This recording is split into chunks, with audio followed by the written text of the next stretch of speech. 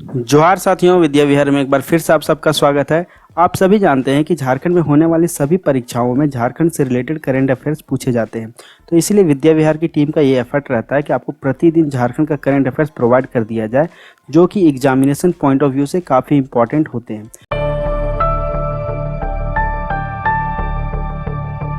Examination चाहे JPSC का हो या जेएसएससी का हो, ये सारे करंट अफेयर्स आपके लिए बहुत ही उपयोगी साबित होंगे। तो आप हमारे साथ अंत तक बने रहिए। तो हमारा आज का जो करंट अफेयर्स है वो आप देख रहे होंगे। हमारा करंट अफेयर्स है 27 मई 2023 का।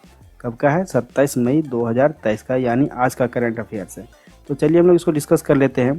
तो पहला करंट अफेयर्स हमारा है, दुमका जिले में पहाड़िया आदिम जनजाति के परिवारों को बिरसा हरित ग्राम योजना से जोड़ा जा रहा है। इसके तहत आज दुमका सदर प्रखंड की आसनसोल पंचायत के पहाड़िया टोला में आम बागवानी योजना शुरू की गई। तो देखिए, यहाँ से सवाल बहुत सारे बन सकते हैं।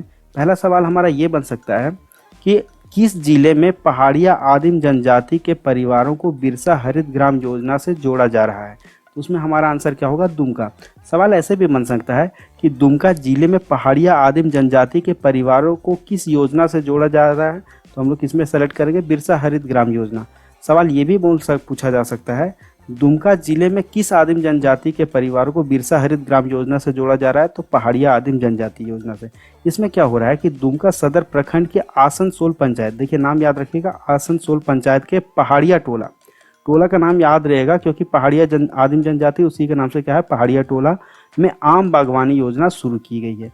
तो ये सब सवाल बन सकते हैं। यहाँ पे देखिए बहुत सारे सवाल बन रहे हैं, तो ये काफ़ी इंपॉर्टेंट पॉइंट हो जाता है। पहला पॉइंट, पश्चिमी सिंहभूम जिले में आधुनिक तकनीक से मछली पालन को बढ़ावा दिया जा रहा है। सवाल यहाँ बहुत छोटा सा बन सकता है कि किस जिले में आधुनिक तकनीक से मछली पालन को बढ़ावा दिया जा रहा है? तो हम लोग क्या सिलेक्ट करेंगे? पश्चिमी सिंहभूम। कृषि मंत्री बादल ने दुमका में प्रमंडलीय संयुक्त सहकारिता भवन के निर्माण कार्य का शिलान्यास किया है। ठीक, यहाँ से भी बन सकता है। देखिए सवाल ये होगा कि हमारे कृषि मंत्री कौन है? तो उनका नाम है बादल। ठीक है, दुमका में प्रमंडलीय संयुक्त सहकारिता भवन के निर्माण का कार्य का क्या किया? शिलान्यास किया है। विनोद बिहारी महतो कोयलांचल विश्वविद्यालय, जिसे हम लोग शॉर्ट में BBMKU बोलते हैं, के संबद्ध धनबाद और बोकारो के कॉलेजों में अब BSc IT, statics, public administration और लाइब्रेरी साइंस के साथ खोरठा, कुरमाली व संताली जैसी स्थानीय भाषा की पढ़ाई भी की जा सकेगी।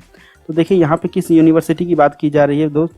तो ये है विनोद बिहारी महतो कोयलांचल विश्वविद्यालय। ठीक है, यहाँ पर किसका संबंध, मतलब देखिए धनबाद और बोकारो में तो है बहुत सारे कॉलेज हैं। उन कॉलेजों में BSc IT की तो पढ़ाई होती है, स्टैटिक्स की भी पढ़ाई होती है, पब्लिक एडमिनिस्ट्रेशन का भी कोर्स होता है, लाइब्रेरी साइंस का भी कोर्स होता है। इसके साथ जो हमारे झारखंड का स्थानीय भाषा कौन कौन सा? खोरठा, कुरमाली व संथाली, ये इन भाषाओं का जो मतलब पढ़ाई है वो भी स्टार्ट किया जाएगा। ठीक है, तो ये विनोद बिहारी महतो कोयलांचल विश्वविद्यालय की तरफ से एक स्टेप लिया जा रहा है।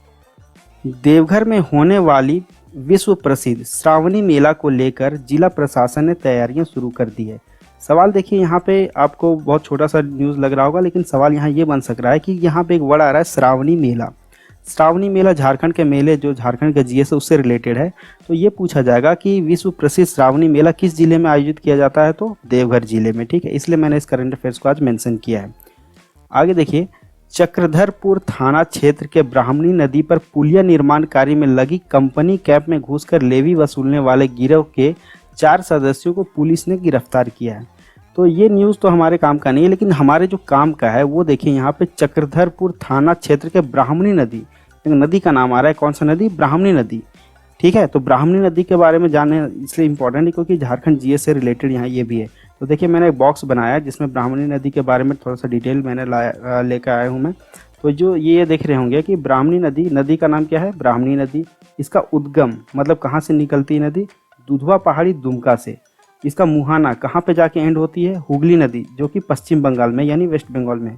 नदी की कुल लंबाई कितनी है? लगभग 480 किलोमीटर है।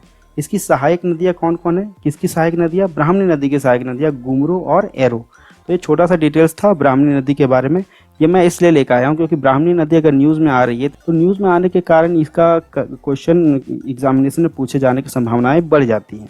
तो इसके बारे में थोड़ा सा डिटेल्स मैं यहाँ पे मेंशन कर दिया हूँ, आप इसको एक बार पढ़ लीजिएगा। आगे हम लोग बढ़ते हैं। सरायकेला खरसावां जिले में विधिक सेवा प्राधिकार की ओर से मध्यस्थता पर आधारित विशेष अभियान मन का मिलन पखवाड़ा का आयोजन 29 मई से 14 जून तक किया जाएगा। ये बात हजारीबाग जिले के लिए भी की जा रही है।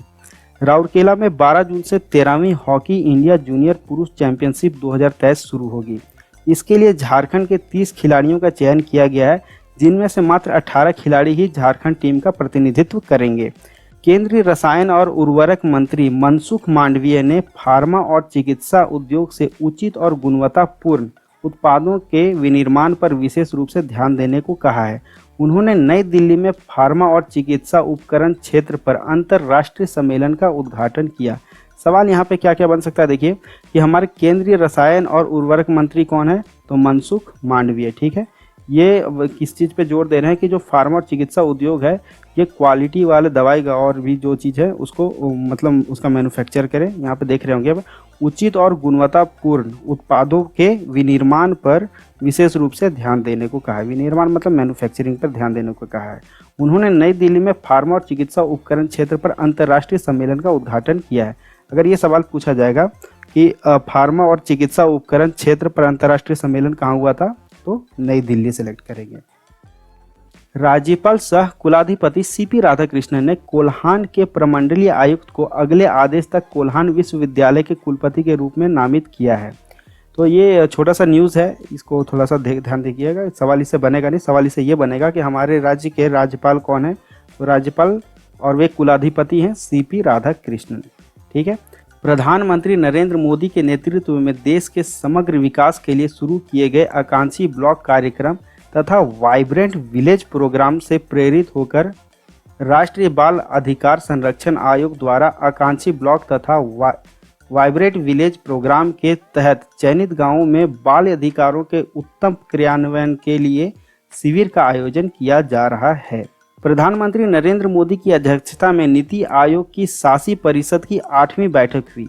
इस बैठक में MSME, बुनियादी ढांचे और निवेश, महिला सशक्तिकरण, स्वास्थ्य और पोषण, कौशल विकास और सामाजिक बुनियादी ढांचों जैसे मुद्दों पर चर्चा हुई। इस बैठक में हमारे राज्य के मुख्यमंत्री हेमंत सोरेन भी हुए शामिल। तो ये था दोस्तों हमारा आज का करंट अफेयर्स। जो हमारा कल का सवाल था वो था बिरसा मुंडा अंतर्राष्ट्रीय स्टेडियम कहाँ स्थित है। तो बिरसा मुंडा अंतर्राष्ट्रीय स्टेडियम कहाँ स्थित है, राउरकेला उड़ीसा में। ठीक है, तो हमारा ऑप्शन क्या हो जाएगा, ऑप्शन नंबर सी हो जाएगा। तो अगर पूछा जाए कि बिरसा मुंडा हवाई अड्डा कहाँ है, तब वो रांची होगा। यहाँ पे क्या पूछ रहा है, बिरसा मुंडा अंतर्राष्ट्रीय स्टेडियम की बात की जा रही है, तो ये कहाँ पड़ जाता है, उड़ीसा में। ठीक है, उड़ीसा में किस जगह पे, राउरकेला में। आज का जो हमारा सवाल है दोस्तों वो है यहाँ पे देखिए, मुख्यमंत्री हेमंत सोरेन ने सरना धर्म को लागू करने के साथ साथ झारखंड के किन स्थानीय भाषाओं को संविधान की 8वीं सूची में शामिल करने के लिए केंद्र सरकार से पहल करने का आग्रह किया है। तो आपका ऑप्शन है हो भाषा, मुंडारी भाषा, कुड़ुक भाषा या उपरोक्त सभी भाषाओं। तो आज का जो करंट अफेयर्स था हमारा यहीं एंड हो जाता है। मिलते हैं दोस्तों नेक्स्ट वीडियो में कल के करंट अफेयर्स के साथ। तब तक के लिए जय हिंद, जय भारत, जोहार झारखंड।